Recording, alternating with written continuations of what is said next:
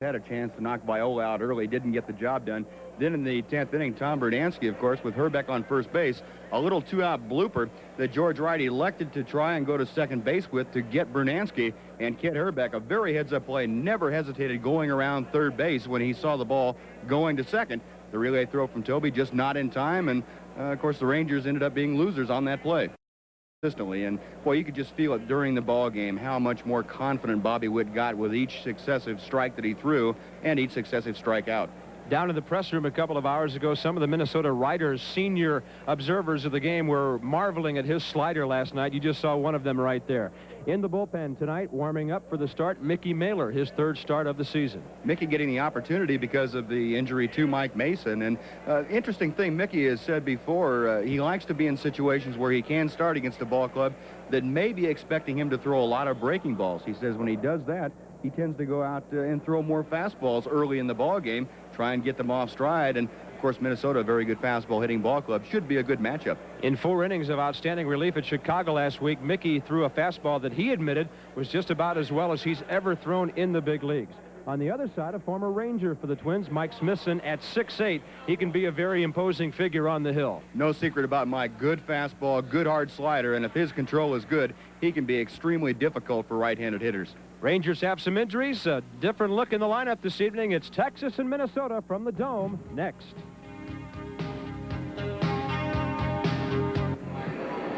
It's always comfortable inside the Dome. Weather-wise, it'll be the Rangers batting against Smithson this evening. Here is the starting lineup.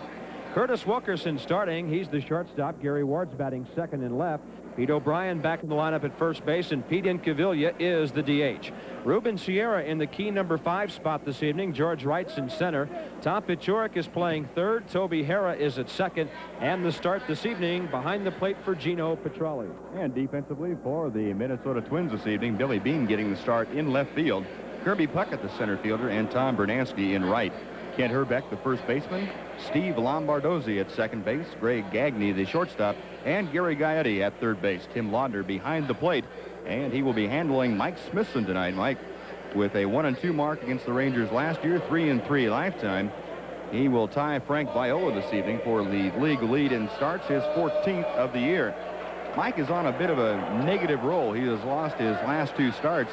Last win came against Milwaukee, a complete game victory here. That was on May 25th, a 4-3 score. Mike made 4 starts last year against the Rangers in going 1-2. And his last start, September the 16th, he had a no decision here. And then on September the 26th, he lost to Jose Guzman, even though he threw a 6-hitter. Jose shut them out by a score of 2-0. So big Mike Smithson on the mound at 6'8". As Bob mentioned, a very imposing figure, and he re-emphasizes that on many opportunities that he has to right-handed hitters by throwing inside. He is not at all shy about coming high and tight to a lot of right-handed hitters, and that has really made him an effective pitcher, Bob. And Mr. John Shulock, who is calling the balls and strikes this evening, will have his eye on some of those insiders. Dan Morrison's at first, Jim McKean at second. Al Clark, who worked the plate last night, is at third. The Twins, with a win tonight, could get back to 500 here at home. They are 11 under 500 overall. The Rangers are a game over 500 on the road going in with a record of 13-12. Ball game number 57 for the Rangers and 58 for the Twins. Curtis Wilkerson will bat from the left side. Leading off, the switch hitter is hitting .260 from the left side, .230 overall. And Curtis has been a hot hitter as of late. He's hitting .324 in his last 11 ball games, improving his average from 184 up to that .230. It's 12 for 37 over that stretch.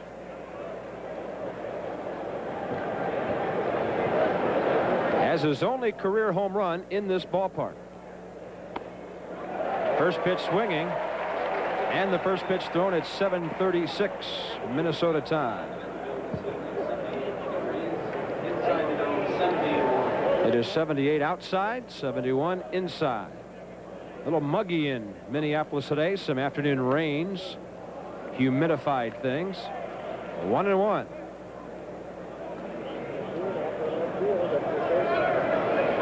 Smithson is 6'8", 215. If it's fair, it's good news for the Rangers down the left side, but it is fouled by a good 8 feet. It'll be 1-2. Coaching at third for Texas is Tim Foley. Art Howe, who is overseeing some of the action in the hotel weight room this morning, is over at first. A lot of the players have been working on the Nautilus and the weights while on the road to stay sharp. O'Brien and Sierra were there comparing weights with our producer Dave Burchett, who was pumping some iron. Fastball running outside, 2-2. Maybe they were lifting Dave. The count is even to the Ranger leadoff hitter. He did a good job of laying off a couple of pitches outside, 3-2. Curtis has pretty good speed. He hits from a wide open stance.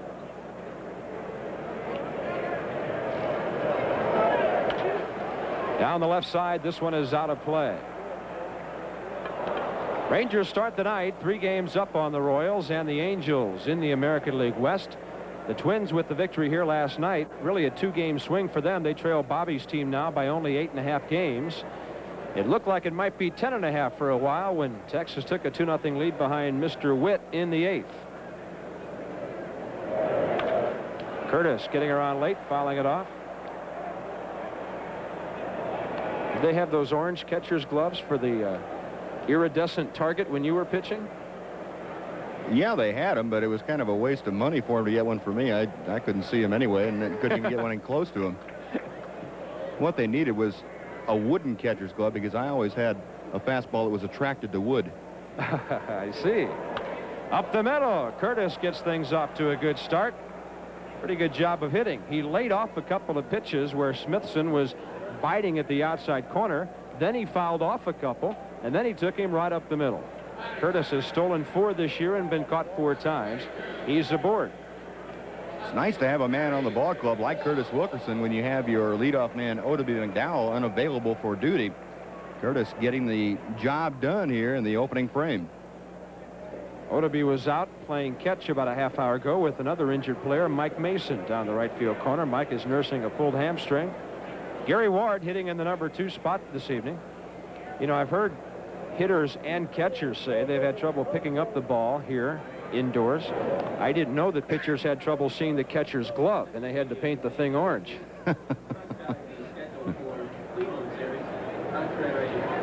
Rangers are hitting .261. They've stolen 34 and been caught 36. Ward takes a fastball for a strike. Interesting to watch how right-handers like Gary will handle the big right-hander whipping sidearm off that hill. And Mike Smithson, watching him now, is throwing more across his body. He's stepping more toward third base than he used to. He used to step primarily toward the plate, but he's a good 16, 18 inches across his body now. Curtis has a relatively short lead with Herbeck holding. A long look by the pitcher, and that causes Ward to step out. Interesting analysis I heard from one baseball observer of Mike Smithson. Excuse me. They said his control was almost too good. Hitters were not intimidated by his size, and when he let loose a little bit last year and threw a few more balls inside to some of those right-handers, it helped his cause.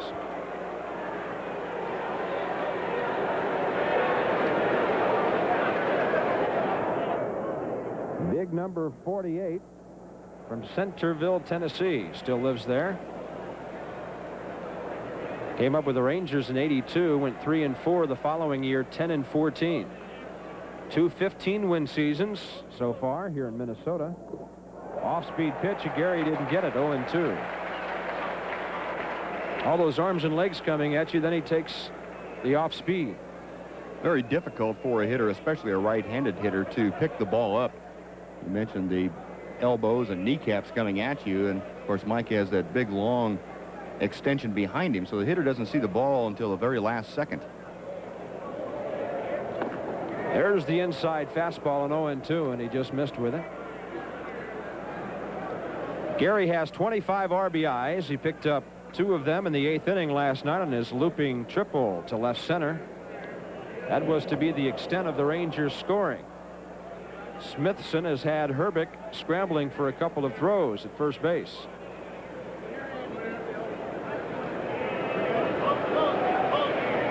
Minnesota got their team ERA under 5.00 last night.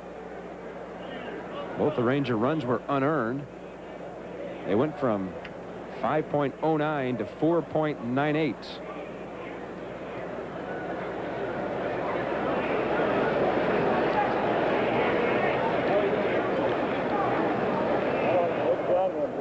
Off-speed pitch, 2-2. Smithson had an outing earlier this year where he hit 3 hitters in one game and was booted when he hit a guy. The third man he hit, but it was with a changeup. Now that's what you call being warned by an umpire and then being thrown out for a non-intentional brushback. Runners going inside, and Curtis has it stolen easily as the catcher, Tim Laudner, could not handle the pitch. For Curtis, number 5 of the year. For the Rangers, number 35. And that is the first successful stolen base attempt in the last 7 by the Texas Ranger Ball Club. Curtis Wilkerson getting a good jump, and I don't think Tim Laudner would have had a chance even if he had come up with the ball cleanly. And now that changes Gary Ward's role at the plate on 3-2. He'll try to push it to the right side somehow. Gets an outside pitch and pulls it to the left side. Curtis gets away from the third baseman, stays in the baseline. And the throw on to first. So a good scramble job by Curtis to stay in the baseline and elude the tag. Curtis did a good job, and that is one of those plays where you see the third baseman going into the hole, and it's an instinctive reaction to make the good break toward third base. Curtis does a good job there. The line you see is the demarcation of the 3 feet inside the baseline the hitter has to work with. You have 3 feet on either side of the baseline, and that is the demarcating line for the inner marker. He's at third with 1 out. Pete O'Brien, who didn't play last night, has a chance for his 30th RBI. Pitch was outside. Pete's hitting .289 with 6 homers.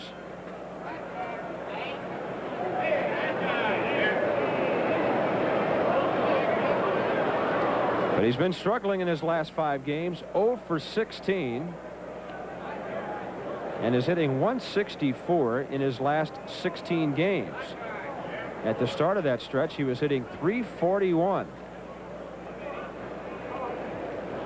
This is a big bat the Rangers have got to have in that number 3 spot. Ball 3.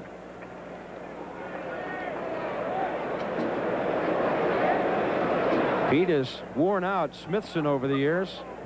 The last couple years anyway, hitting .545 against him. Green light on 3-0. Yes, sir.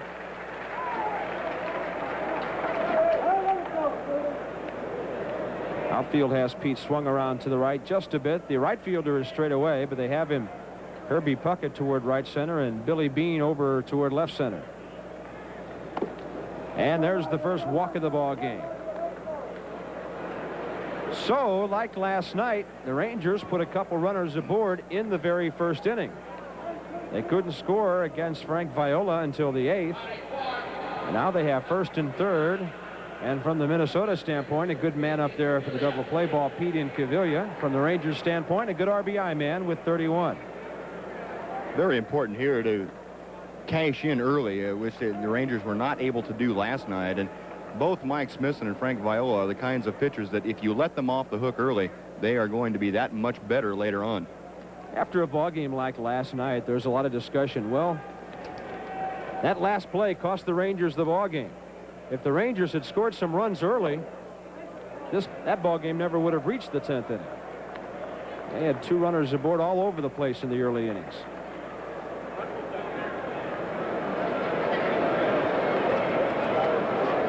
Pete is hitting .272.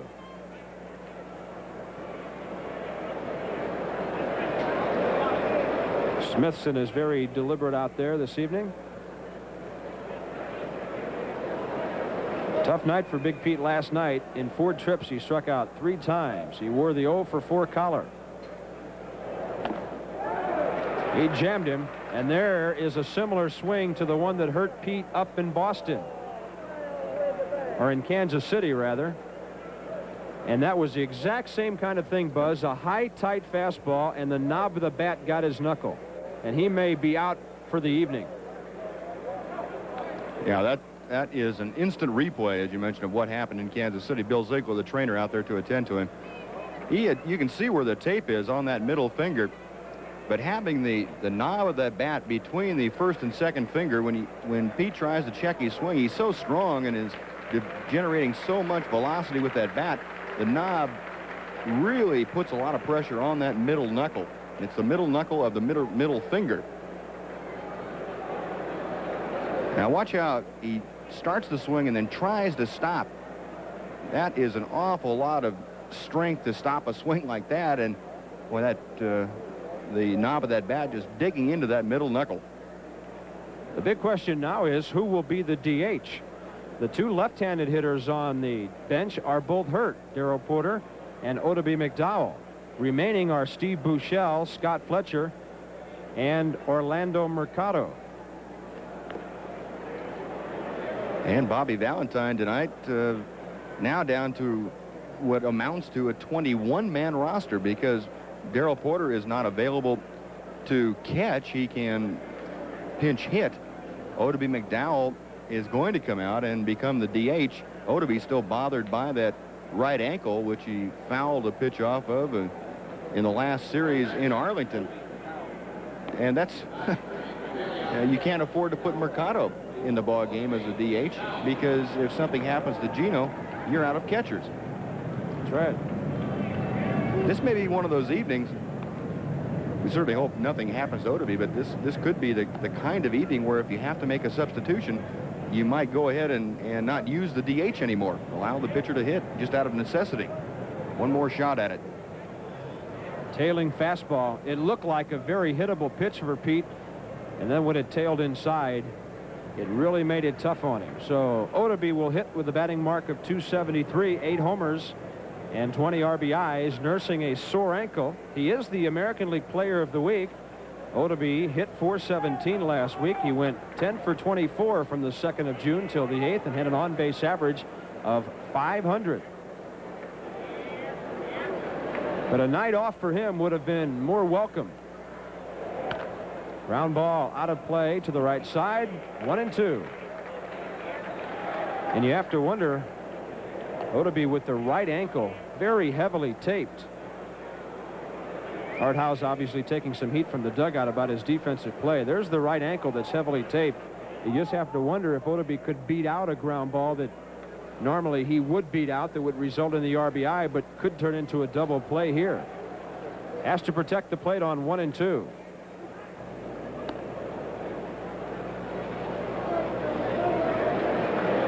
Pete's at first. Curtis at third. 1 out in the first.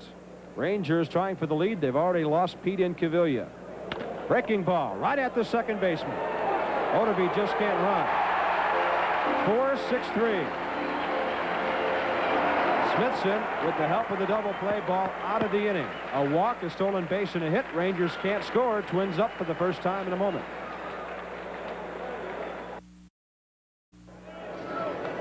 Been a costly evening so far. Mickey Mailer to the hill to face these Twins. Kirby Puckett in center field, the number 3 hitting man in the league at .352. Mickey Hatcher's the DH. Ken Hrbek at first. Tom Bernansky is in right field. Gary Gaetti, the third baseman, and Tim Laudner is the catcher. Steve Lombardozzi is the second baseman. Billy Beane in left field, and Greg Gagne is the shortstop.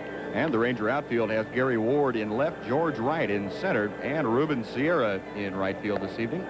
First baseman Pete O'Brien at second, Toby Harrah, Curtis Wilkerson the shortstop, Tom Paciorek getting the start at third base tonight, and behind the plate Gino Petrale. Mickey Mailer goes to the mound, his third start of the year, 17th overall appearance. The 33-year-old left-hander, first 2 outings of the year were in the starting role, but then he worked exclusively in relief.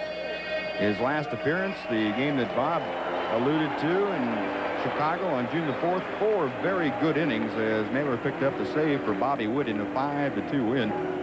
He only gave up 1 hit and had a season-high 5 strikeouts. This is his first appearance, by the way, in his career against the Minnesota Twins. And this is the man that Mickey considers the most important man to get out in the Twins starting lineup. Kirby's hitting .352. Number 1 hit man with 87 in the American League. Naylor said he would change speeds on Puckett, keep the ball down. That's what he did on the first pitch. 15 homers and 39 RBIs. Pretty good numbers for a leadoff man. There's the 1-0 pitch outside, 2-0. Mike Mason said to Mickey in the clubhouse, he said, I hope you get the runs I've been getting. He said, if you do, you'll be okay tonight. Mike has benefited from some good Ranger offense, but he's not starting tonight. Mickey Mailer is. There's the fastball, 2-1.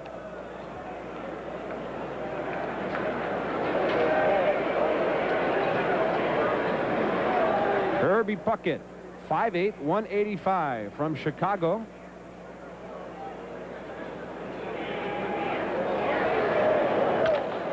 To the left side, Curtis has to hurry. All important first man erased. 6'3".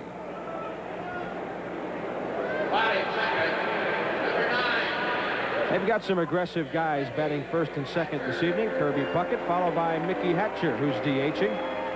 Hatcher with a mark of 257 and 7 RBIs. He entered the ball game last night in the 9th inning as a pinch hitter.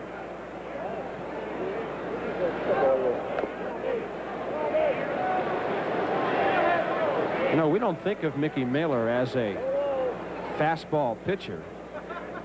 But he told me that last year he was clocked in the 90s, low 90s.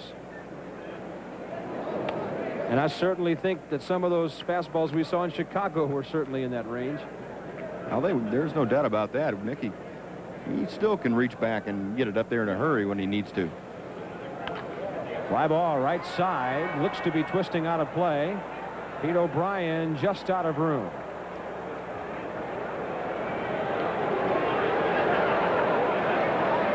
Talking things over with Dan Morrison, the first base umpire.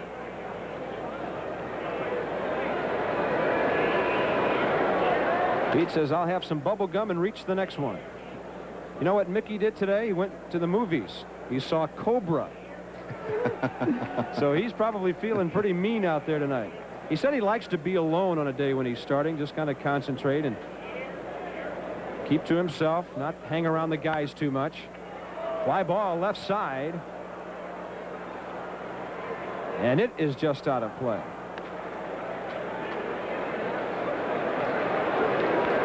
Mickey does not eat meat on days when he starts. Has a real routine, although he hasn't started much. And he seems to like starting more than relieving. His big problem as a reliever the last couple of weeks was getting enough work because Greg Harris and Mitch Williams have been doing such a great job. The middle guys have not been pitching much. Another off-speed pitch, and Hatcher was way out ahead. 1-2 is the count.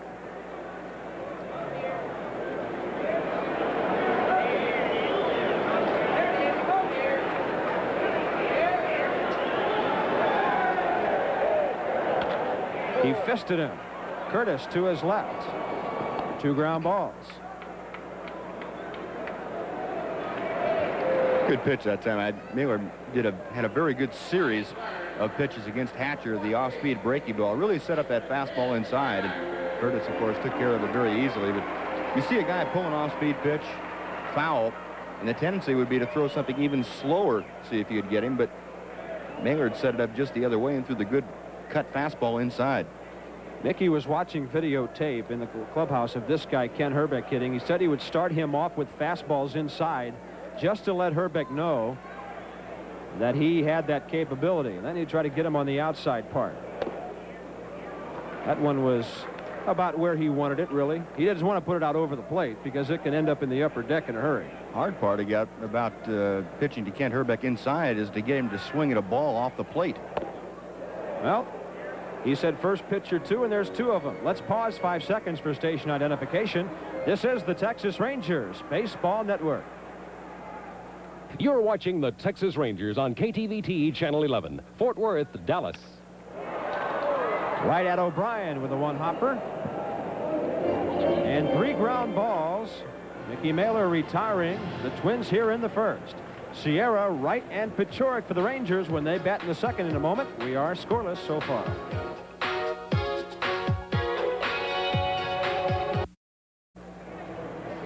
This copyrighted sports broadcast is authorized under television rights granted by the Texas Rangers Baseball Club solely for the entertainment of our audience. Any publication, reproduction, rebroadcast, retransmission, or other use of the pictures, descriptions, or accounts of this game without the written consent of the Texas Rangers Baseball Club and Gaylord Broadcasting is prohibited. We welcome you back to Minnesota. Ruben Sierra from the left side will lead off for the Rangers here in the second, followed by George Wright and Tom Paciorek against the big right-hander Mike Smithson, who is 5-5.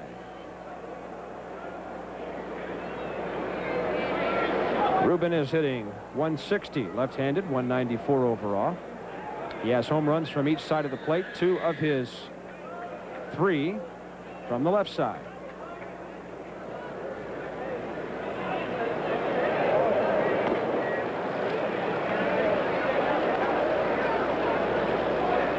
Ruben uses one of his bats in the clubhouse to take the gloss, I guess you would say, off one of his other bats. He likes to rub those bats together right up around the trademark and the sweet spot, getting some of that new gloss off of there when they come from the manufacturer.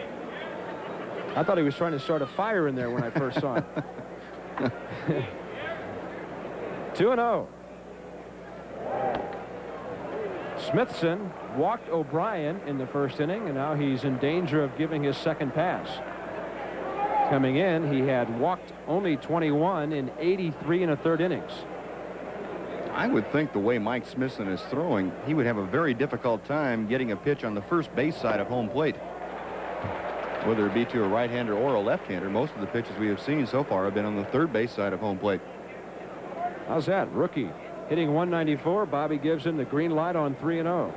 Trying to make some things happen. He knows that Ruben can easily reach that right field porch out there. It's only 327 down the line.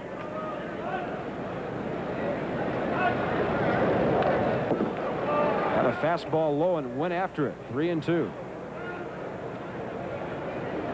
327 down the line, but then that wall juts straight out. It doesn't curve out like some of the big symmetrical parks, and it's only 350, 360 in the alleys until you reach center field when it's 408.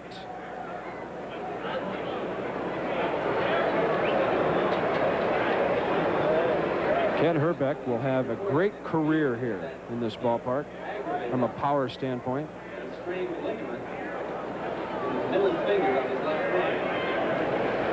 Red Sox are losing again this evening. They've had some problems this week. Ruben Sierra pops one out of play to the left side. It's Toronto 3, Boston 1 in the 5th. Sellers against Cerruti. Dave Stieb beat the Red Sox last night up in Canada.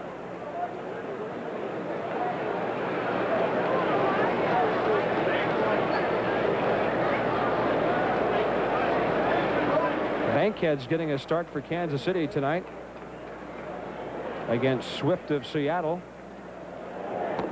And there's the walk. Second straight inning now. The Rangers have put the leadoff man on. Walk number 2 issued by Smithson.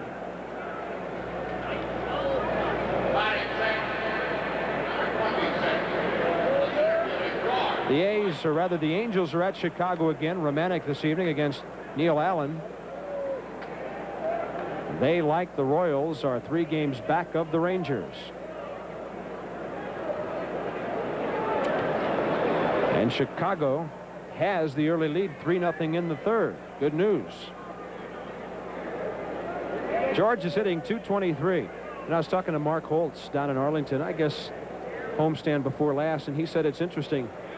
He and Eric Nadel on radio have done more scoreboard watching this year than probably last year the whole season, because the Rangers have been up near the top, and it's only natural to be concerned about what the other clubs are doing. I've always felt if you go out and win your ball game, it doesn't matter what anybody else does. You're going to be in first place if you started there. That's right. You want to see some scoreboard watching, wait till around the middle of August or the 1st of September when the races are getting hot. Then you'll see the fans and the press and the players keeping their eye on those out-of-town scores all the time.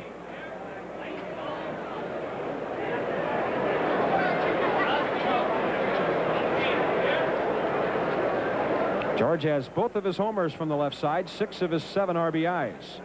A very short lead for Sierra. Ruben has good speed. He's 0 for 1 in the stolen base department.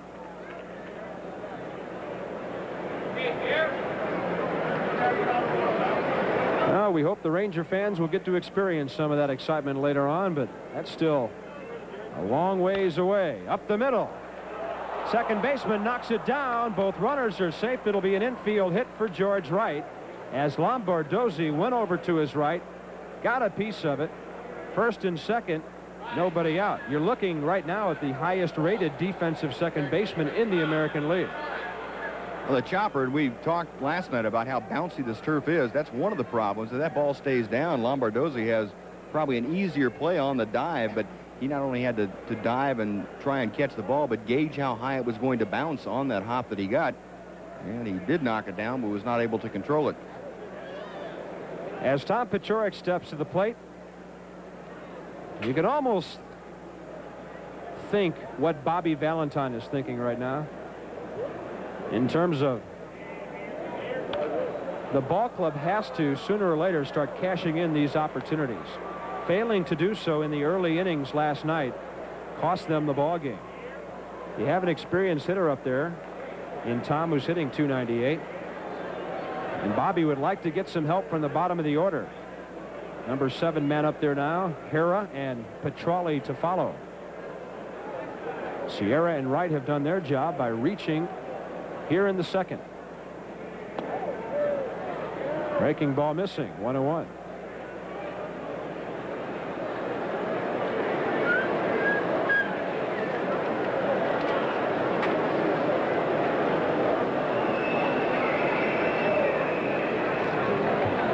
Mike Smithson, 15 and 14 last year. Look out, Tom. Runners were both going, and it hit the batter, and the bases are loaded. Paciorek saw the off-speed breaking pitch, Buzz, and didn't exactly dive to get out of the way, and the bases are loaded. Smart hitting by Tom Paciorek, and he held his ground. Well, we had mentioned the difficulty Mike Smithson's having tonight getting the ball on the outer part of the plate to a right-hander. And that was a good case of it right there, because the breaking ball starting inside did not break at all. And I think Tom Paciorek felt that it was going to break back toward the plate a little bit, but it surprised him in that it stayed relatively straight. The 8th hit batsman by Smithson on the year. You know, I talked about his being too precise as you see John Butcher warming up. Some folks felt his control was too good. Well, last year he cut loose a little bit, and he hit more runners. Rather hitters, 15, which was half of the staff total. But at the same time, he also allowed about 10 fewer home runs last year, so hitters were not digging in on him. But now he has dug himself into a hole. Bases loaded, nobody out. Toby Hera with a great opportunity to add to his 18 RBIs.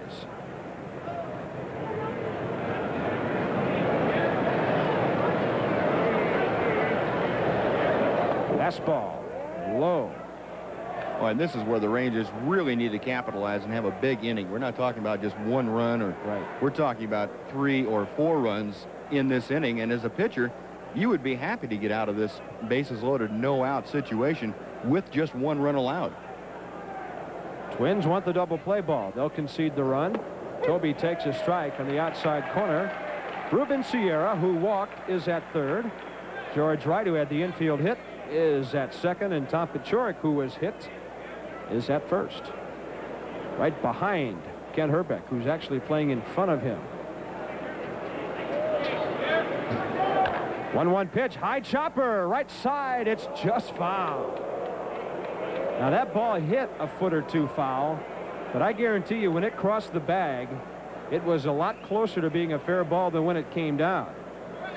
And that would have been an AstroTurf double for 2, maybe 3 runs. Art Howe went over and immediately talked to Dan Morrison. And that ball hits about a foot foul, if that, and a good 10 feet beyond the bag at first. I'm not sure that if you were to calculate the angle that could have been a foul ball when it crossed the bag. I think that had to go over the bag. Well, it sure was close when it came down. 1-2. Toby half swing up the middle. It'll be caught. And the runners all do a good alert job by holding where they are. Well, that hurts.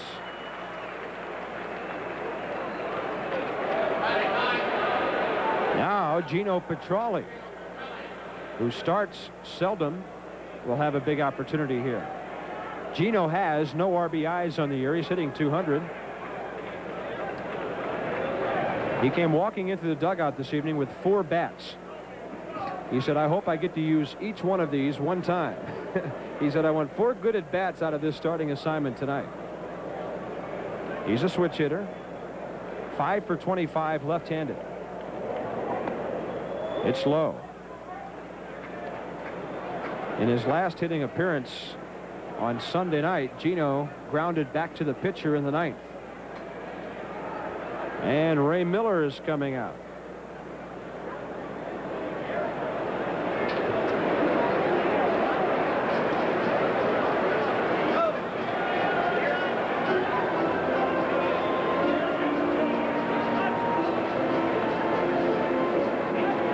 Rocky going early. You know, a pitcher, starting pitcher, Buzz, which you well know so well, does so much mental preparation, everything for a start. It's got to be tough to run into so much trouble in the early innings, although the ball game is still scoreless. But you work so hard to get ready, and then you get out there and things aren't going your way. A lot of times you get yourself over ready mentally, and it's a little tough to settle down. That's a fastball, 2-0. I think that's one of the things you talk about, especially the good pitchers. If they're going to have problems, they usually have them early, and if you don't capitalize on them, all of a sudden they do settle down and get into a groove both mentally and physically and become very tough pitchers as the game wears on. To the right side, foul. Gino became a switch hitter in 1980 in the Florida Instructional League. He had a bone bruise in his left hand, and so he was taking batting practice one day, and it was hurting him so badly that Dennis Menke, who was there at the time, said, why don't you turn around and hit a few right-handed? He was impressed with Gino's stroke, and he's been switch hitting ever since. That's a good fastball inside corner. 2-2. Gino is a natural left-handed hitter who throws right-handed. Said Bobby Doerr helped him out with his switch hitting as well in the Toronto organization. Got to make contact here. 3-2. Third base umpire Al Clark didn't even bother to call him safe on that check swing. I always thought that was nice that the American League would give Al Clark a hat with his name on the top of it. Al? Yeah. It's kind of a nice touch. It sure is. We're told it's pouring rain outside, but we don't care. Unless the roof falls in. Fastball up, high chopper. That'll score the run. It's booted. Everybody's safe, and the Rangers lead 1-0.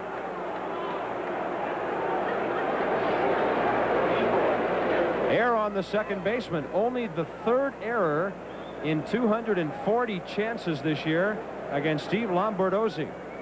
A tough chance for Lombardozzi, that ball bouncing out in front of the plate. But, boy, on this artificial turf that it is so bouncy, you really have to charge the ball and not try and play a short hop. But Lombardozzi was in a position where he had to try and play the short hop. Just came up a little bit short with a glove, and it's going to be an error, and the run is across. And Gino does get credit for the RBI. They ruled that it would not have been a double play ball, which would have ended the inning. The run would have scored, whether it had been gloved cleanly or not. Now, Curtis Wilkerson, behind in the count 0-1, could break this thing wide open. That was Gino's first RBI of the year. Pickoff move to third. George Wright back easily.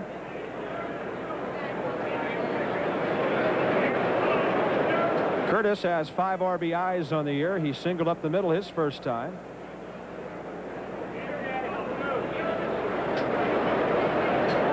Fastball away. He tried to right it down the left side. 0-2. That pickoff play at third is very difficult when you have a left-handed hitter up, because the timing is with the third baseman and the pitcher, and it's easier when the third baseman is closer to the bag. And when a right-handed hitter is at bat, he does not have to move as early. A left-handed hitter up, he's playing farther from the bag, and it's much easier to pick up his movement.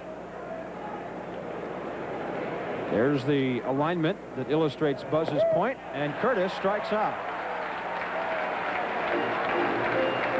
That's the first strikeout. It was a breaking ball away that came in, and Curtis couldn't get down to get it. And unless Gary Ward gets a 2-out hit here, a potential big inning will be just 1 run.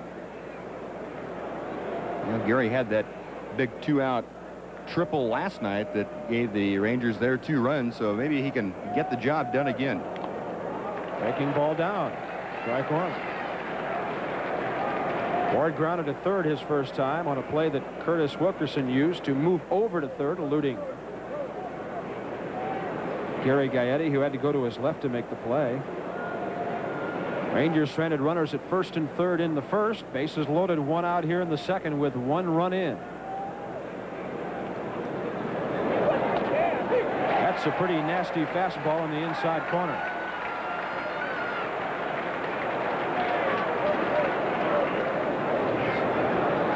His teammates call him Wardo. 0-2. He's in the hole. He's got to hit the ball somewhere. Unless it's that far outside, which is where Laudner was giving the target.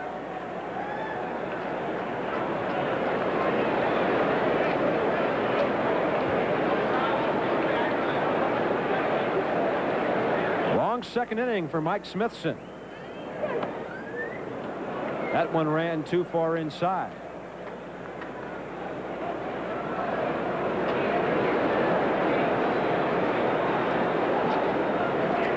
Smithson had the Twins' longest winning streak last year, 6 games from the end of June to the end of July.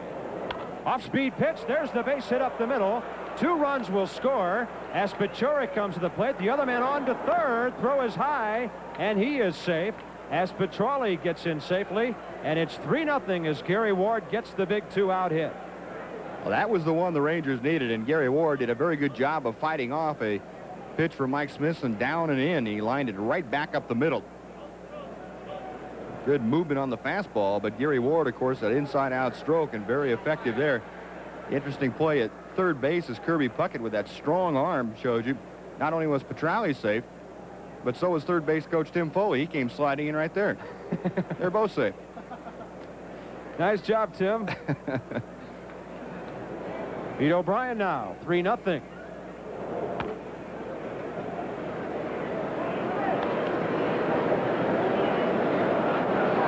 That was a big hit early in the game. Maybe set the tone for the evening. As Buzz mentioned earlier, you let a guy off the ropes, he'll come back and knock you out.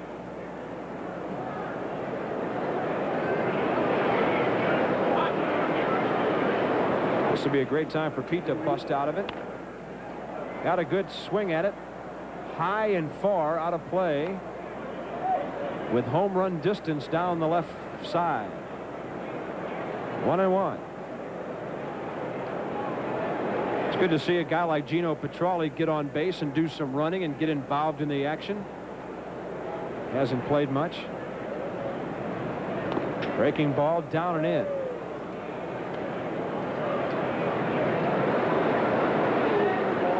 Gino's from Sacramento.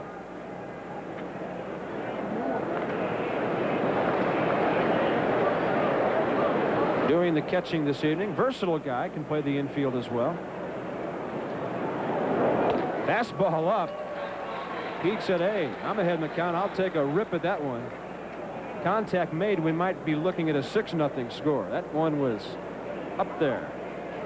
That's not something you'll see Pete O'Brien doing very often. He is a much more selective hitter than that, and it may be an indication that Pete's pressing just a little bit. 2-2 now. Well hit to right center. This one may go. It is off the wall. 1 run is in. 2 runs will score. O'Brien will settle for the long single, and the Rangers lead 5-0. Big hit for O'Brien with 2 outs. Maybe the slump is over. That's going to bring Ray Miller out, and that's going to have the hook for Mike Smithson. I think Mike just did not have his good control tonight, could not get the ball where he wanted to, and the Rangers, with 5 here in the second, have made him pay for it. And we'll see who comes in to face ODB McDowell when we come back in a moment.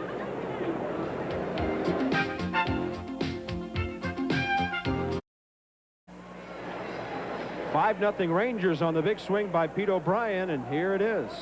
And Budweiser is happy to congratulate Pete O'Brien on this near home run that turns into a long 2 RBI single. But it's a big blow in this ball game. And Pete, for all you do, this Bud's for you. A couple runs coming in to score. Gary Ward, Gino Petrale, and that may prove to be exactly what the doctor ordered for the Rangers. ODB McDowell. 2 outs, 1 on. He's DHing with Incaviglia hurt. Fly ball left center. Billy Beane. We haven't seen many fly balls out to that part of the ballpark in the series so far. 9 men to the plate. Rangers score 5 on 3 hits, an error helped, and so did a hit batsman and a walk. 5-0 Texas after 1.5.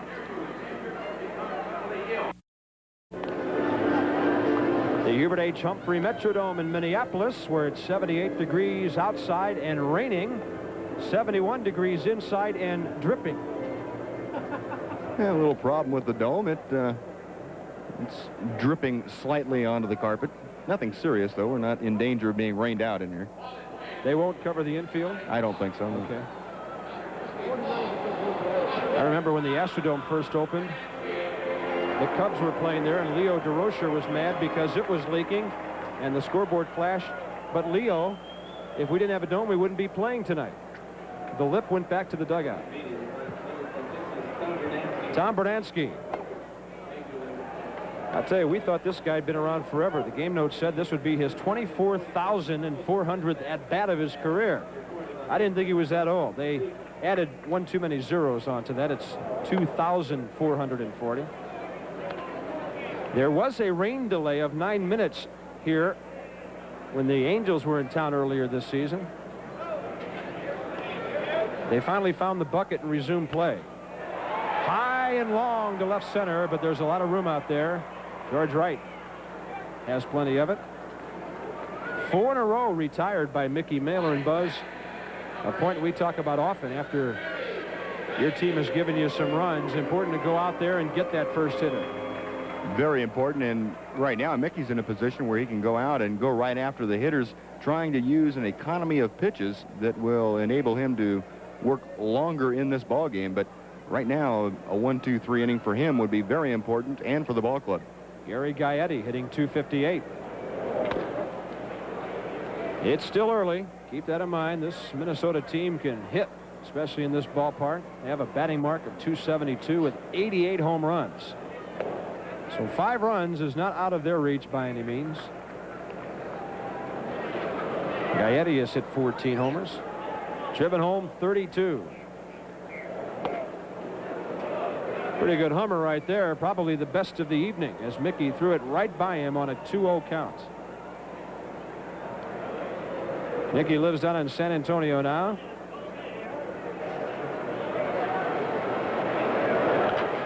That one's out of play. Back to the right. Mickey is originally from Montgomery, Alabama. He's a switch hitter, but we never get to see that. I got to ask him about that sometime.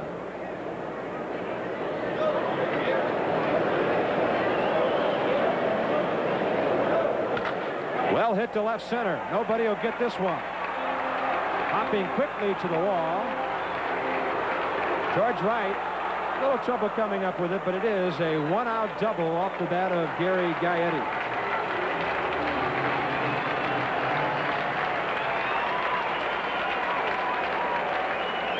Now, Mickey Mailer coming back with that fastball up and out over the plate, just above belt high. And Gaetti drilled it to the gap. I'm a little surprised that Gaetti did not try and go to third base when he saw George Wright bobble that ball with 1 out. You would like to get to third if at all possible, but he had chosen to stop at second base far too early, so he had no chance to put the speed on again and try for third. Popped up, right side. Room for Pete O'Brien.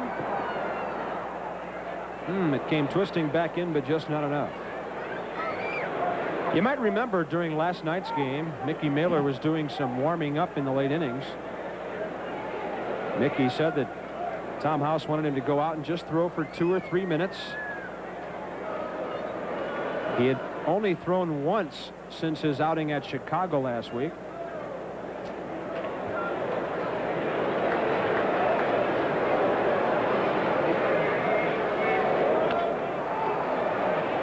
Fouled, 0-2. The way Tom House puts it, he wanted to have Mickey wake his arm up so that it didn't forget that it was supposed to work today, too. Yeah, they're talking about the rain up there in the bullpen. The man nearest to us was the newest Ranger just up from Oklahoma City, Jeff Russell, right-hander, who was 4-1 with the 89ers. Off-speed pitch, see you later. First strikeout for Mr. Mailer. A good backdoor breaking ball starting outside and coming in on Tim Laudner, catching the outside corner. And that is a difficult pitch after you've seen a couple of good fastballs not to give up on. And Tim Laudner not able to pull the trigger. Steve Lombardozzi now with 2 outs and the man at second.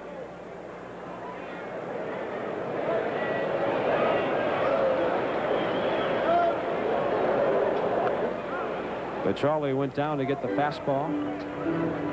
Twins are trying to chip away with 1 run here in the second.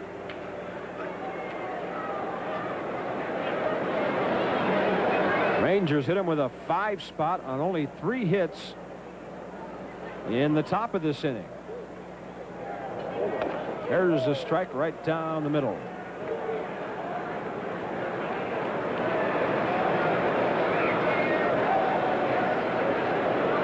Lombardozzi made only his 3rd error of the season in that inning.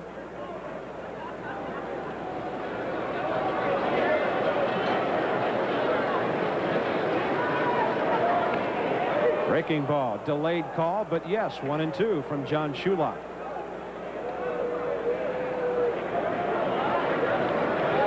Mickey Mailer, 33 years of age.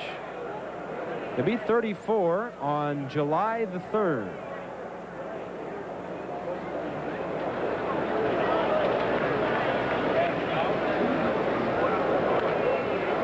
Fastball, straight back.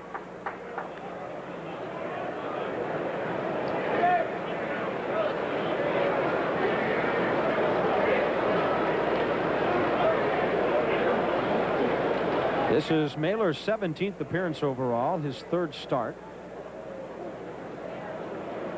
Record of 0-1, but a good ERA of 2.94. Breaking ball, base hit, left field. Ward cannot charge it, and Minnesota has picked up that run. That was a hanging curveball.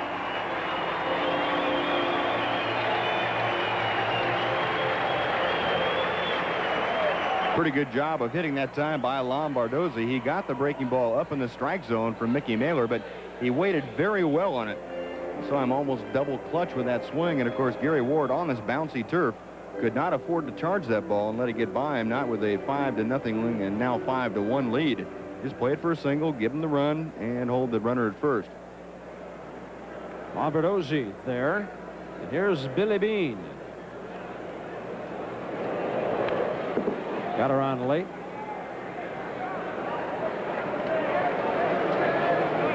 Billy Beane came over from the Mets organization.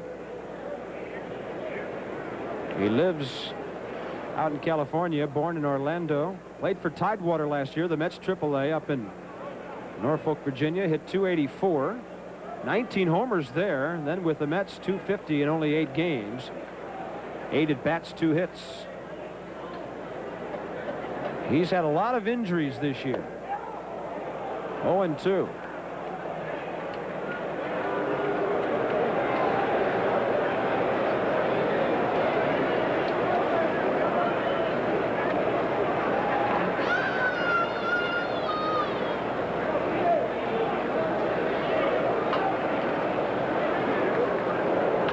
Up the middle, Mailer gloves it, throws him out, preventing further damage here in the second.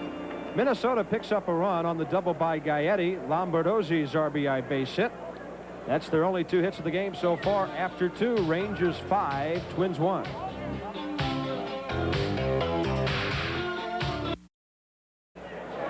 Sunday, June 22nd, following the Ranger game with Oakland, it's the 20th anniversary celebration of the Hey Hey We're the Monkeys. They will perform along with the Grassroots, Gary Puckett, Nut Kirby, and the Union Gap, and Herman Sermitz. Tickets available at any Rainbow Ticketmaster or the Rangers ticket office. Boy, what a lineup that is. I know Buzz will want to be there. That's a Billy Beane fan. Billy came over from the Mets. Yeah, you have a lot of fans all over the country when you're 9 games out ahead, don't you? New York, what a start. Here's Ruben. Walked and scored in that 2nd inning rally. He was the first hitter there, as he is here in the 3rd. Lombardozzi has to wait for Herbeck to get to the bag, then throws him out. Now we're getting to see both of the pitchers that went from Texas to Minnesota in that Gary Ward deal here early. Smithson and now Butcher.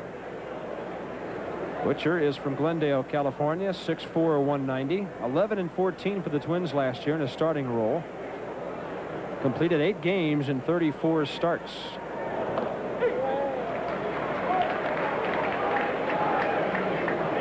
George Wright had a base hit off the second baseman's glove in that 2nd inning,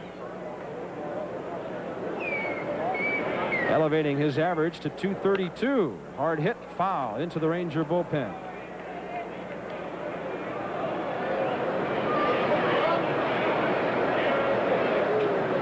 Jeff Russell, Dale Mahorsic, Ricky Wright. Ricky, the pride of Paris, Texas. Breaking pitch down low, and Butcher has his first strikeout.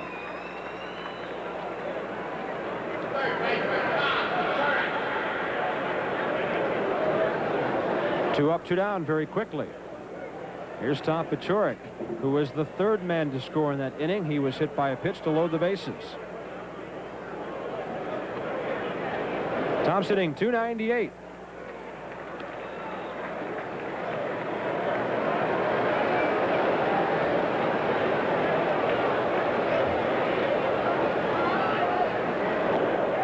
Couldn't lay off the low outside breaking pitch. Looks like they should have started Butcher tonight, huh? Boy, he's looking tough. Well, the fans in Texas remember John Butcher is always very good in the long relief role, which is, to my way of thinking, the most difficult role on the pitching staff. You never know when you're going to have an opportunity to pitch, and usually coming into a ball game after some bad things have happened to your club early in the game. 1-2. Tom saw a pitch up and skied out to Kirby Puckett in center field. Easy inning for John Butcher in relief of Mike Smithson. For the Twins, it'll be Gagne, then the top of the order in the 3rd when they bat trailing 5-1.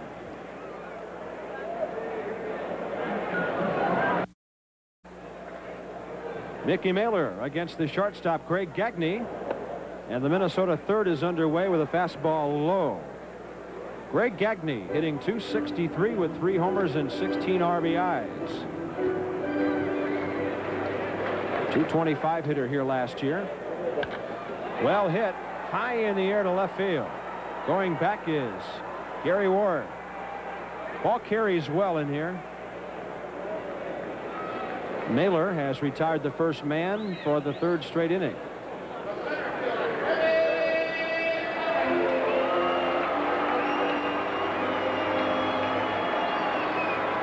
Mickey was excited about this starting opportunity this evening. Said he's feeling good physically, and he said it's great to start again.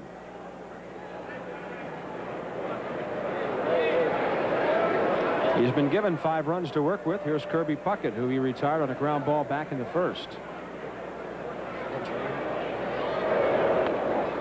As on that occasion, this time he starts him off with a breaking ball.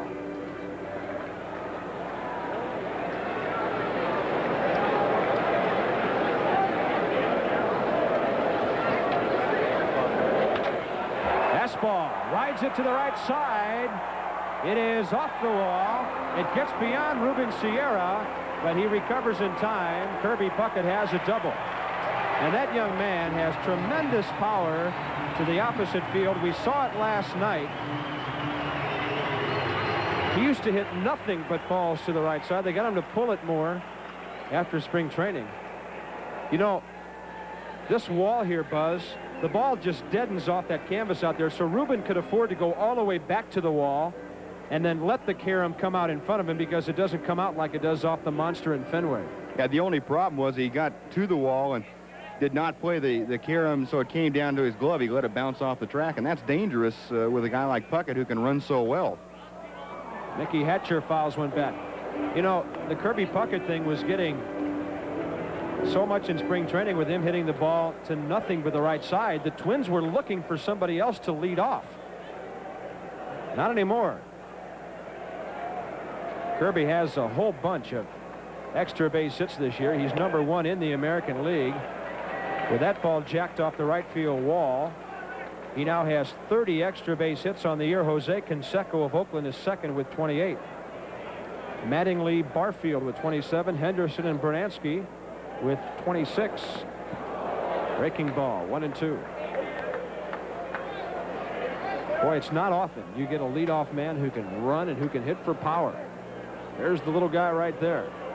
But he is built so solidly and is very strong, and obviously pretty happy with the way he's playing.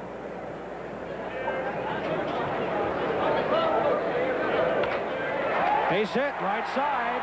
Charging is Ruben Sierra. They'll hold the runner as Ruben hits the cutoff man. Well, we warned you last inning that a 5-run lead in this ballpark is not insurmountable.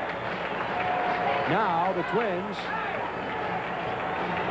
with one swing of the bat from this big man, could make it a very close ball game. Now all of a sudden now you find yourself in a position where the tying run is in the on-deck circle, and the Twins, as you mentioned, Bob, very capable of scoring a lot of runs quickly.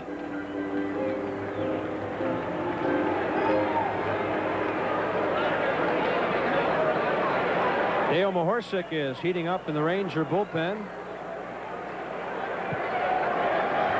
Well, Mickey Mailer's been presented with 5 runs to work with, and you hope that Bobby Valentine will not have to dip into the bullpen here in the early innings like Ray Miller has had to. Herbeck grounded to O'Brien his first time.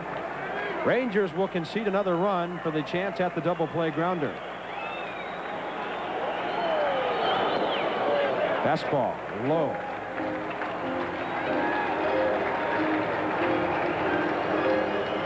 Ken Herbeck, 36 RBIs, an on-base average of .409, which is #5 in the American League. He had 10 hits in his last 4 games coming into this one. 10 for 15, now 10 for 16. With him being retired to end the first inning.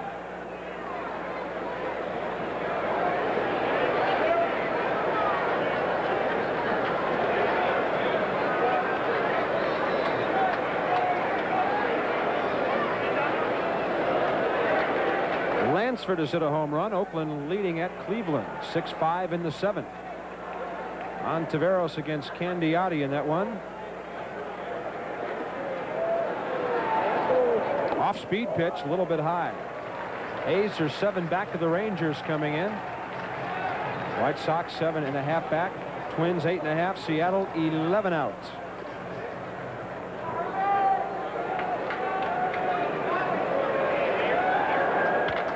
Base hit. 5-2. Runners will hold at first and second.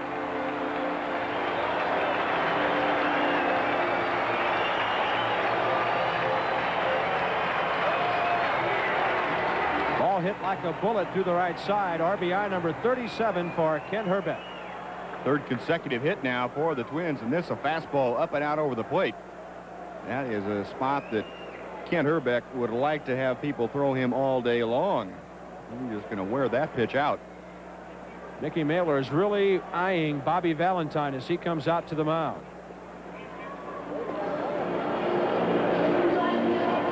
Mickey obviously amused by something the manager said. Meanwhile, Dale Mahorsik is still heating up for a possible early inning appearance here. Right-handed hitters coming up. Bernansky is next. This is a guy that Mickey probably has to retire to stay in the ballgame. Tying run is at the plate. 5 Minnesota hits now. They've out-hit the Rangers 5-4. Bernansky flied to center his first time. Mickey needs the old two-hopper right at Curtis Artobi.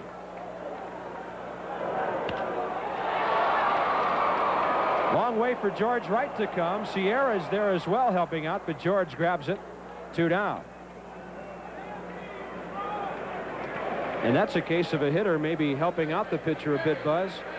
Looked like that pitch was up and out of the strike zone, and then Bernansky, a good fastball hitter, but could not get on top of that pitch. Swinging at the first one. Second out. Here's Gaetti, who doubled to the gap in left center. Later scored on Lombardozzi's single in the second.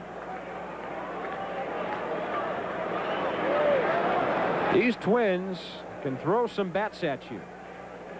They've got some big production from the middle of the lineup, as Steve alluded to last night.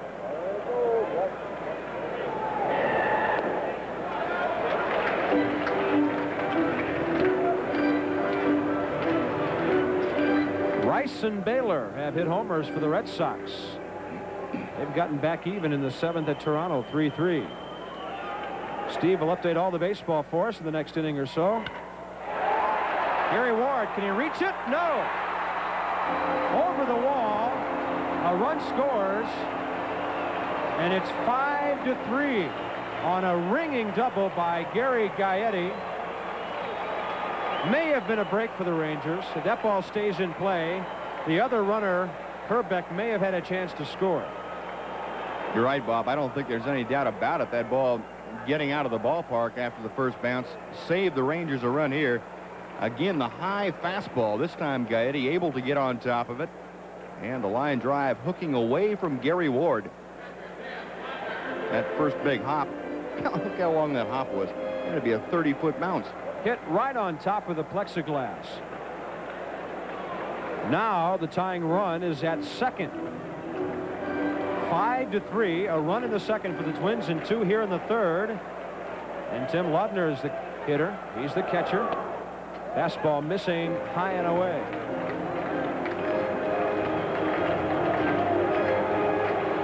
At third is Kent Herbeck. Gary Gaetti is at second. Tom Kelly is the third base coach, number 41. 2-0. A left-hander is up now in the Ranger bullpen. Joining Mahorsik to your right is Ricky Wright.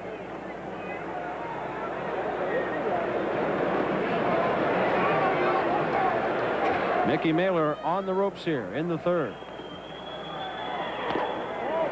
Ball 3. On deck is the Minnesota second baseman, Steve Lombardozzi.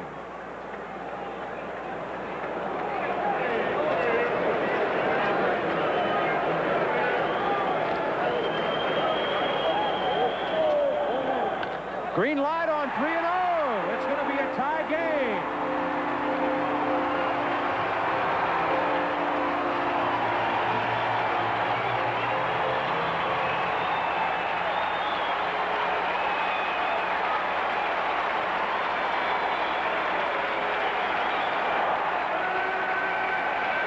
Two RBIs for the Minnesota catcher, Tim Laudner, his 13th and 14th of the year. A 3-0 fastball up. Not much that Mickey Mailer can do when he gets behind 3-0. You've got to come in there with that fastball. And, of course, Ray Miller giving Laudner the green light. And Bobby Valentine coming out. He's going to take Mickey Mailer back to the dugout with him. Ricky Wright gets the call. We'll be back from Minnesota, where it's now 5-5.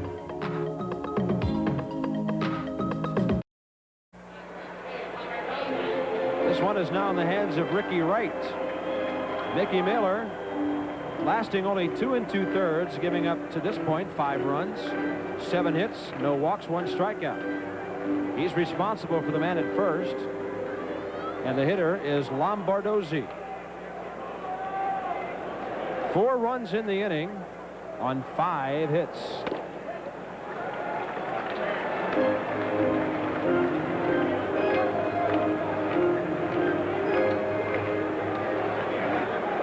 Ricky Wright is making his 17th appearance. He has struck out 18, walked 16 in 32 2/3 innings, and that's 2-0.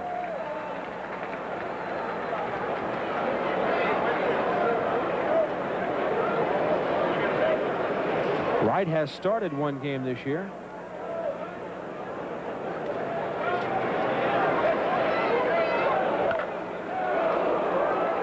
Ripping on 2-0, Lombardozzi fouls him.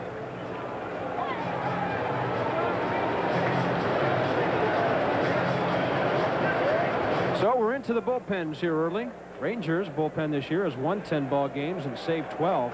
Minnesota really had a lot of problems with their pen early in the season. They've only had 5 wins and 4 saves out of their relief corps, and here they are in game 58 of the season. The save that Frank Pastore had the other day against Kansas City was their first one in a month. It's a long time between saves. Last year their starting pitching fell apart on them. 3-1. And as you said last night, a manager like Ray Miller, an outstanding pitching coach for years in the Baltimore organization, had to really feel the effects of that. Right now it's the Ranger bullpen trying to snuff out the Twins here in the 3rd.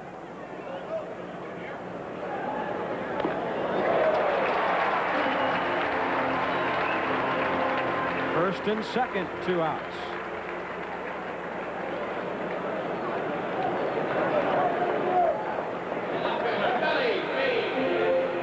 And Billy Beane is the 9th man to bat in the inning.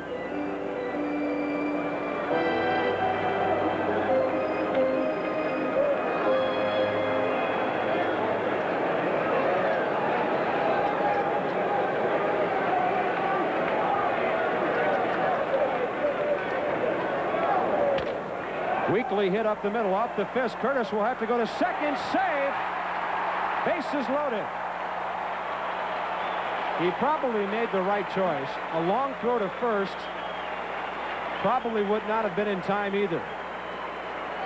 Infield hit. Beane got fisted very nicely by Ricky Wright. I think Curtis might have made his mind up a little too quickly. You have to remember, playing on artificial turf, even a weakly hit ball like that still gets to the infielder more quickly. There was no chance. If you have just a runner on first base, you might have a chance at the force at second. But with the runner at first and second, the guy on first has a much bigger lead, so he's going to get to second more quickly. 10th man to bat in the inning is Gagne, who led off by flying out to left field. So 7 of their last 8 hitters have reached safely.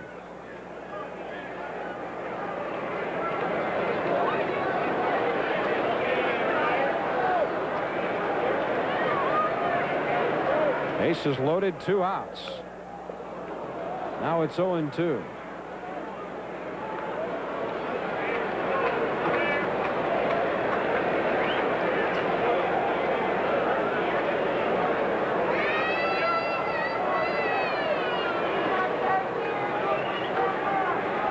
Ricky Wright from Paris, Texas. 5-4 at Oklahoma City last year.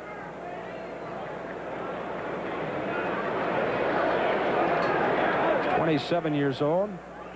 0-2 the count. Breaking ball. Petrelli went sliding over to get his body in front of it.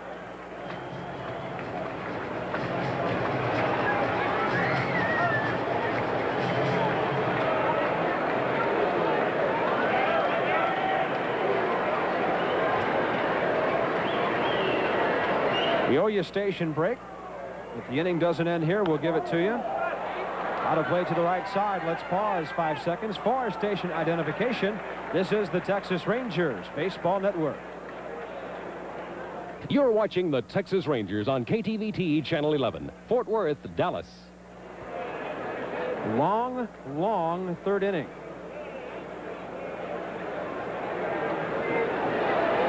Minnesota with 6 hits and a walk. 4 runs in the frame. The base is loaded. Got a piece of it.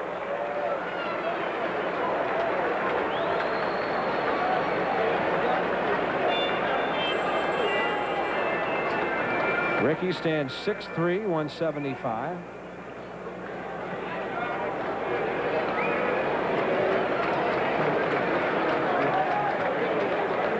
James Richard Wright. Born, raised, still lives and never will leave Paris, Texas. 1-2. Ed Gagney's hanging tough.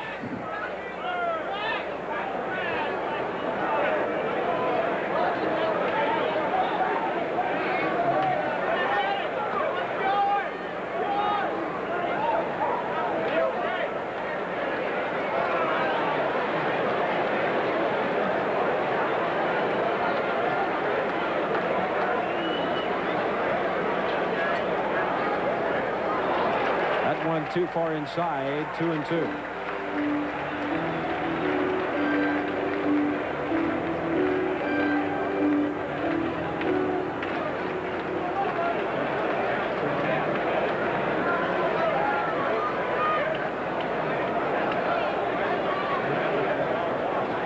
Rickey rather fidgety out there, trying to get a good foothold against the rubber.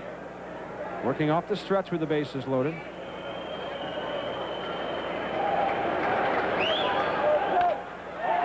Left side, over to get it. Paciorek on to second, and Toby had to make a good play.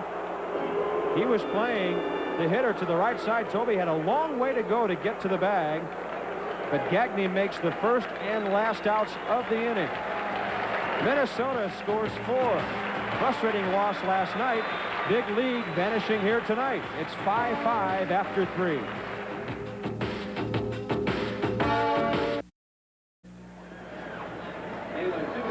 Welcome back to Minnesota. Offensive show, unlike last night when we had a pitcher's duel. Toby Harrah made a pretty good play a moment ago to grab a wide throw from Tom Paciorek in full steam on his way to the bag. Now you kind of focus in on Butcher, who has really come in to stop the Rangers in relief of Smithson.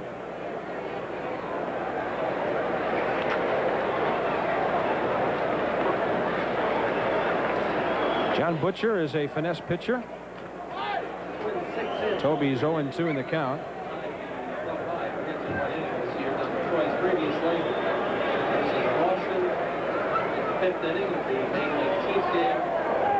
Up the middle, shortstop to his left. Right there is Gagney. Had him played perfectly. 5 Rangers in a row retired. All 5 that have faced John Butcher. Game of momentum, Buzz. Swung back the other way now. Well, we talked about how quickly the Twins can score, and they certainly did.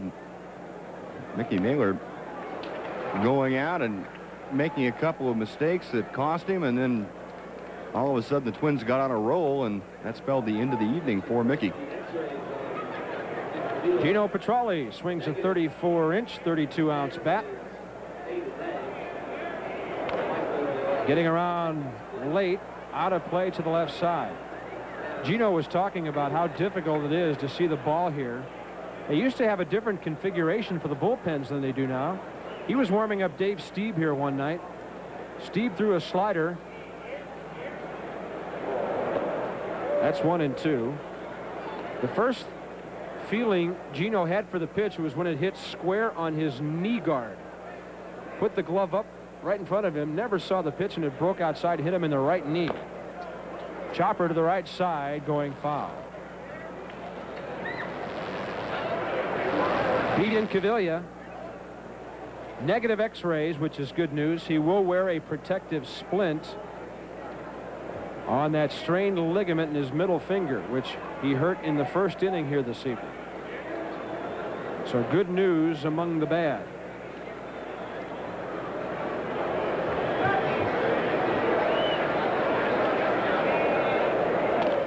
Tried to buzz him inside, 2-2. Well, Steve appears to be warming up a little now. What's he won? 2 of his last 3 starts now? Yep. Winner last night. Those Blue Jays are going to make some noise in the East before it's all over. They're just too good of a team to be where they have been in the standings.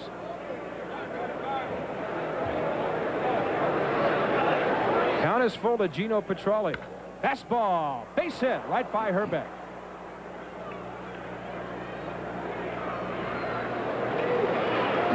Petralli aboard with 1 out.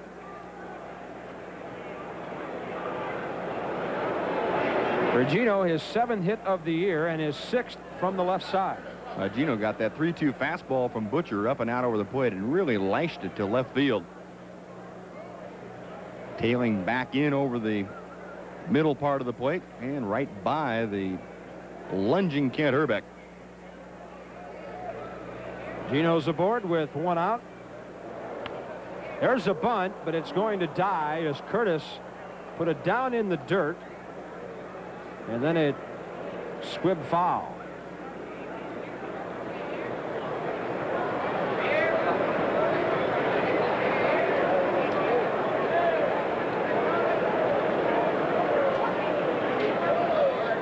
Curtis Wilkerson.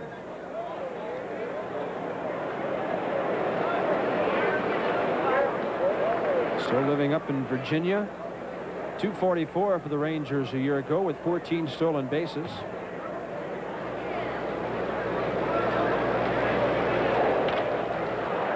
Second baseman has to back up. Nasty hop. No chance for the runner at first as Petralli went after Gagne. Lombardozzi had to back up, and that ball really took a big hop on him. 2 down. Good job by Gino Petralli, too, getting down to make sure that Greg Gagne had no chance to turn this double play. That's one of the disadvantages, I guess, of playing on the turf, the spongy bounce. And Ray Miller is going to go out and talk to second base umpire Jim McKean about where Gino Petralli slid into second base. Of course, this rule has been in the books since 1977. Theoretically, you're supposed to slide at the bag and end up to where you can reach over and touch the bag. That was a questionable slide, I think you could say. Gary Ward will hit with 2 outs and a man at first. Fastball is upstairs. Well, Gary had a big hit in the second that made everybody in the Ranger camp feel good. Made it 3-0, and then Pete O'Brien followed with a 2-run base hit of his own. Rangers once led 5-0. It's now 5-5. Runner going. Got around late, back to the screen. 1-1.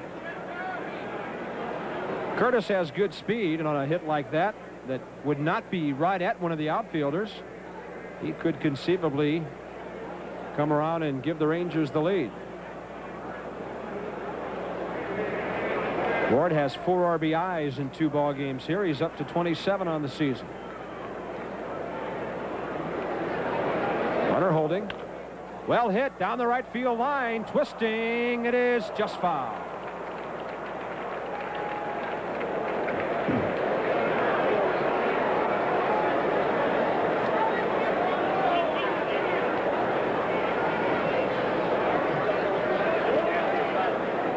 Busy man, Curtis. Ran to first base on a bunt that went foul. Hit and run, went to second. On that one was well around second base. Getting his wind sprints in. He'll be one of the late arrivals of the ballpark tomorrow. 1-2. No, he won't. Curtis will be here with the rest of them. He's a delightful guy. But he's battled through some adversity this season. He's had a couple of embarrassing moments out there, and he's kept his chin up. Bouncer to the left side. Gaetti on to second for the force. 5-4. Rangers are gone in the 4th. A base hit by Petralli wasted. One left. They've left 3. After 3 1/2, 5-5.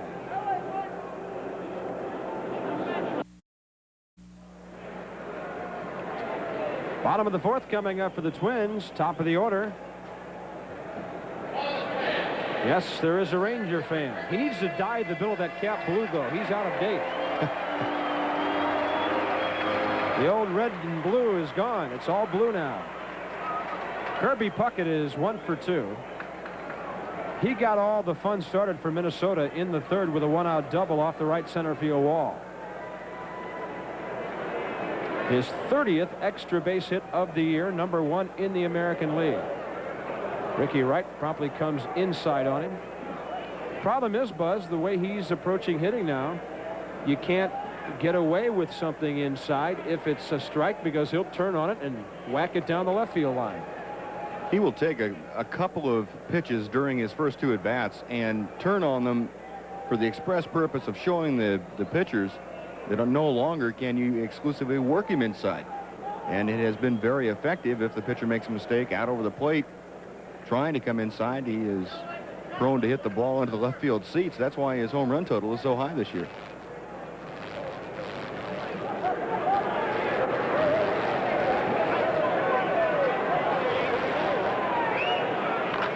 High chopper.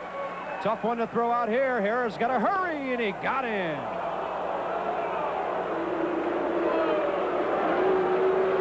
Kirby Puckett's had a few hits like that this year, too. Those high choppers hitting near the plate. There's nothing that Toby Harrah can do. Just wait for the ball to come down and try to unload it as quickly as possible. And Puckett, with that outstanding speed, almost beat that out, but just by about a quarter of a step was Toby able to nail him at first. Nice job. Mickey Hatcher's 1 for 2. He scored a run. Breaking ball is low.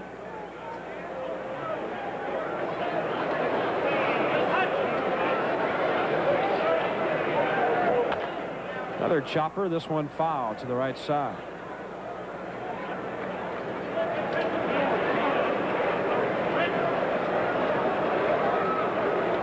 Mickey Hatcher is a real crowd favorite here.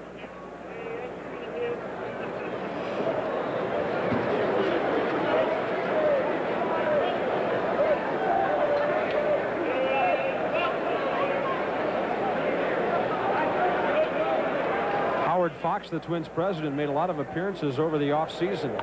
Said he found out how popular he was because every place he went, fans wanted to know why Mickey wasn't playing more. That's 2 outs.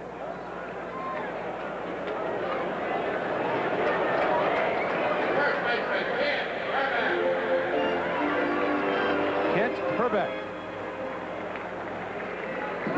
He reported at camp this year weighing 250, 15 pounds over last year's playing weight.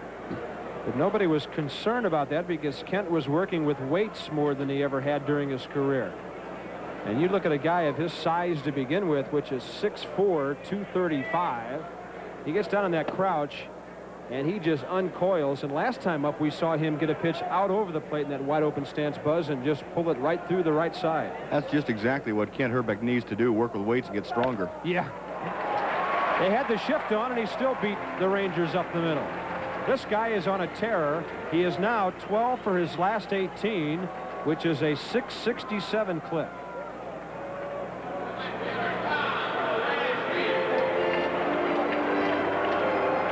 Good compact stroke of Kent Hrbek. Notice where he hit that ball back over the plate. If he gets the barrel of the bat out a little bit, that's pulled to right field with authority. But Ricky Wright had enough on the fastball to get it at least that far. Another tough hitter here, Tom Brunansky. Flied out twice to center. This time he took the first pitch after first pitch swinging last time up.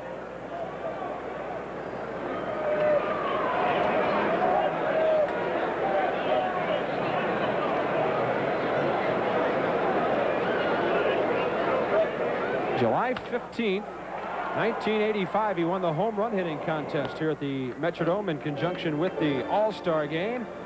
And with a little help from the pitcher's mound, the Rangers get a ground ball to retire the Twins in the 4th. A runner left. They have stranded 5. It's 5-5 after 4.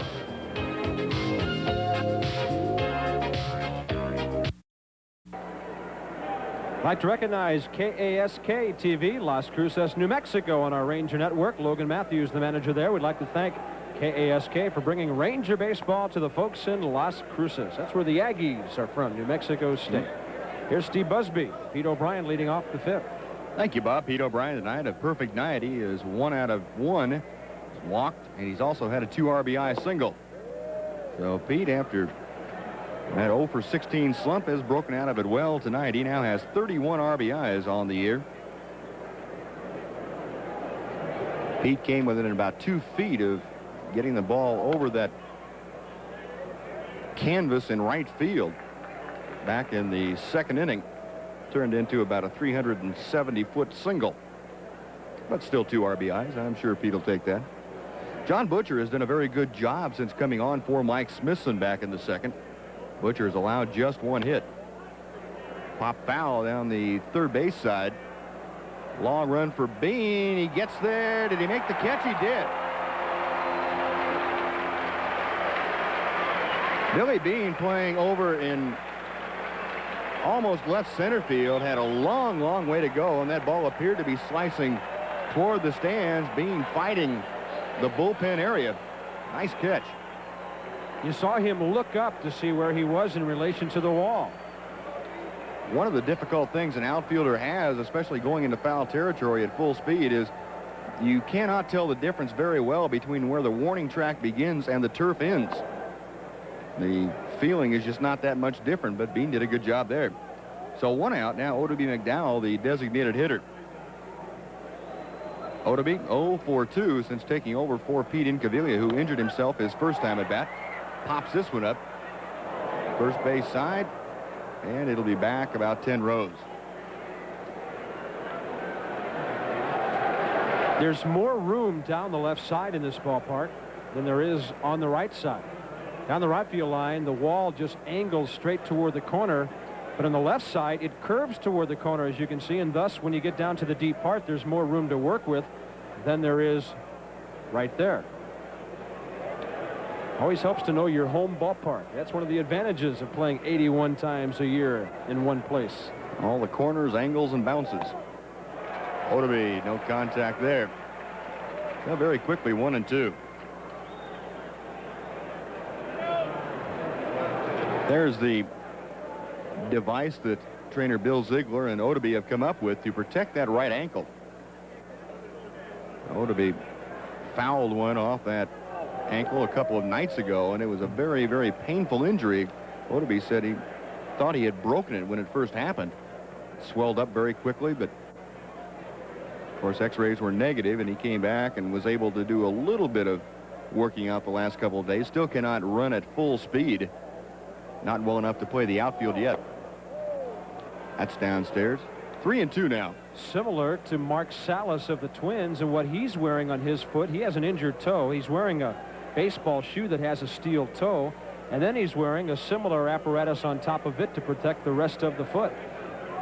Payoff pitch from Butcher, grounded to the right side. Lombardozzi got the big hop. 2 gone. Yeah, Salas had the shoes of Mark Salas. Right on that right foot, which is the one closer to you. That is a steel plate that he's pointing to. And he took batting practice tonight for just the second time since that injury. Salas came up through the St. Louis organization and is very happy to be here in Minnesota. He's done a good job. 2 outs now to Ruben Sierra, who is 0 for 1. He did walk and score in the second inning and grounded out in the third. Ruben hitting at 189 on the year. He is only 1 for his last 18 times at bat. Butcher's pitch down and away. It's 1-1.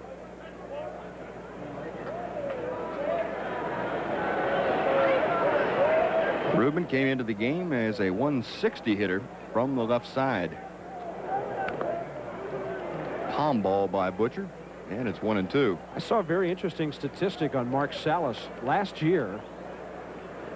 When he hit 300, he was the first Twins catcher to do that and play at least half of their games since Earl Batty in 1961. That's a long time ago. Yeah, it is, as a matter of fact. Inside, 2-2.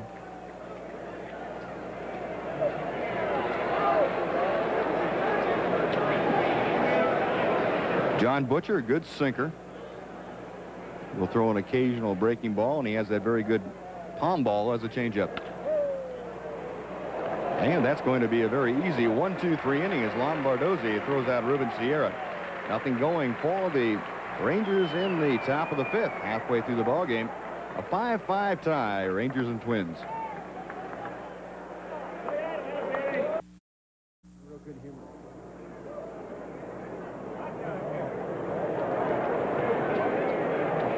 Well, Steve Busby, Bob Carpenter, happy to have you with us tonight from the Metrodome in Minneapolis. A 5-5 ball game. Rangers had a 5-0 lead at one time, but these explosive Twins have come back. And they've done it really without the long ball. They have gotten a lot of hits put together, Steve, and that's something they don't always do, but they sure can hit here in the Metrodome.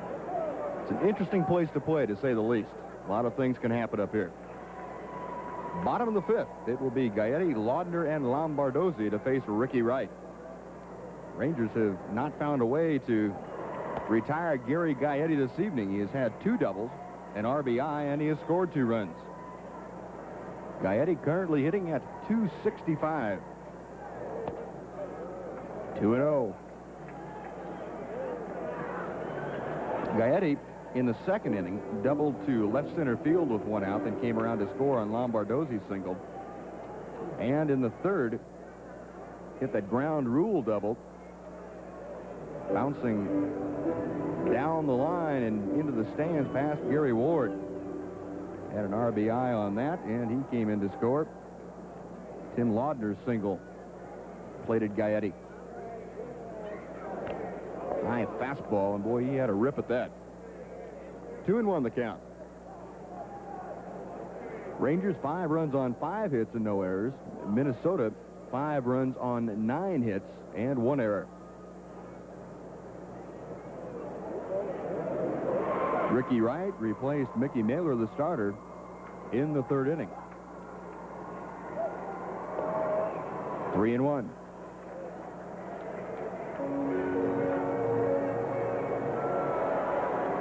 Infield and outfield. Playing Gaetti slightly to pull, and he chops one toward third. Nice play by Tom Paciorek. 1 gone.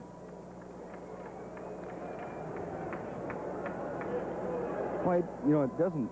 I don't know if they put some kind of sponge in the dirt or not, but you get high bounces no matter where the ball hits here, whether it be on the dirt or the turf. Some AstroTurf surfaces are basically laid right on top of asphalt, which accounts for the bounciness. In some of the outdoor ballparks, they put an additional padding in between the asphalt and the turf simply because of the heat, which becomes unbearable in July and August. They don't have to worry about that in here, so it is a very hard surface. Laudner skies 1 foul and out of play. Down the right field line, it's 1 ball, 1 strike. Tim Laudner, 2 RBIs on the third inning signal. He has also struck out this evening.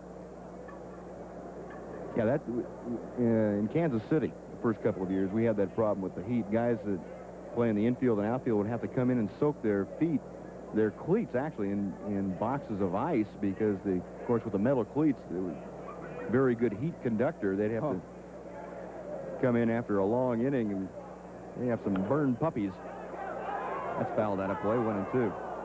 I think the original artificial turf in the Astrodome was laid on top of dirt, and it wasn't as uniform as they would like it to be, and that's when they started thinking about asphalt. That's when the players started getting toasted Tootsies. 1 out and a 1-2 count to Tim Laudner. Ricky Wright. Back to him. Line drive, base hit center field. Well, Tim Laudner has his second hit of the night, the 10th hit for the Minnesota Twins. And that will bring up Steve Lombardozzi.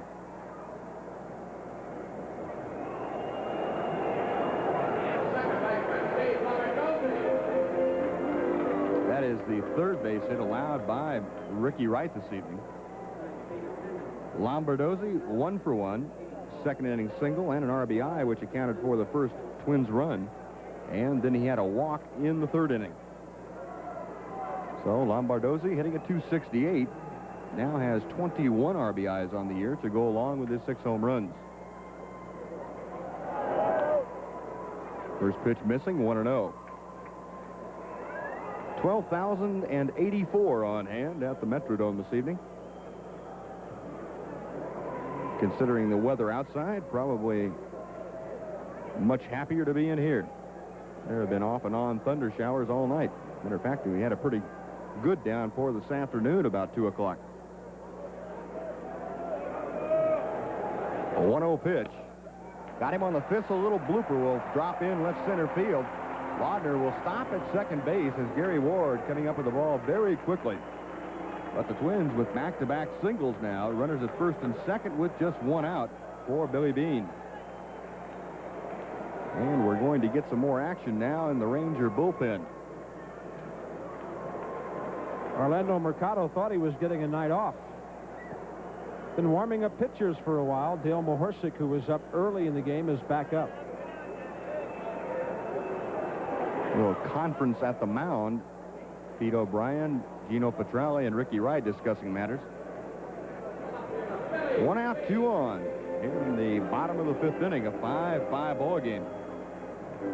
Beane tonight is 1 out of 2. He had a third inning single. That coming off of Ricky Wright.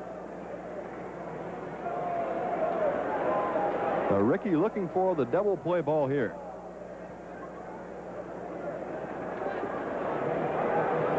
Beane hitting at 172. A home run, 5 RBIs.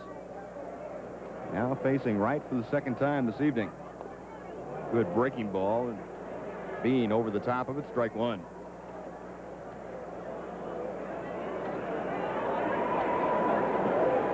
Beane appearing in his 27th ball game.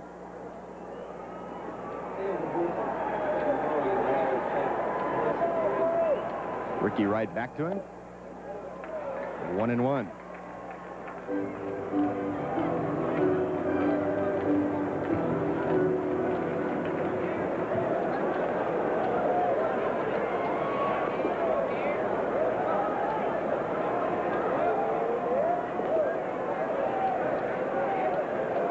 Wright set to go, and he misses. No, he didn't miss. Delayed call by John Shulak. Oh, it's 1-2, and John Shulak, not the favorite person in the Metrodome right here at this moment. Fans kind of giving him the Bronx cheer. 1 ball, 2 strikes. Got him swinging. First strikeout of the night for Ricky Wright. It's Billy Beane on that good breaking ball. 2 outs now. Runners still at first and second for Greg Gagne. Gagne 0 for 2. He has popped out and grounded into a fielder's choice.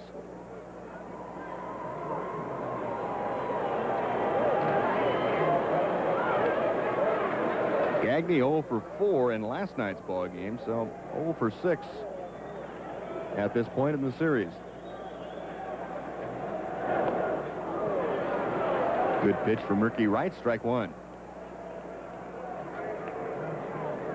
Tim Lauder, the runner at second base, and Steve Lombardozzi at first. They had back-to-back one-out singles.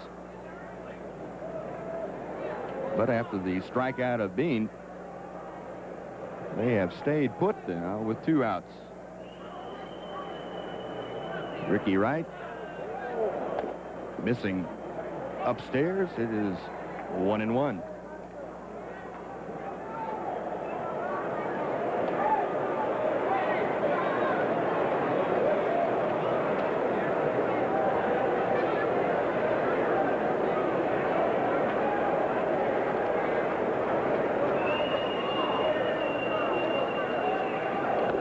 That's outside, and now Ricky's falling behind. 2 balls and a strike to Gagne. Greg currently hitting at 260. 3 home runs, 16 RBIs.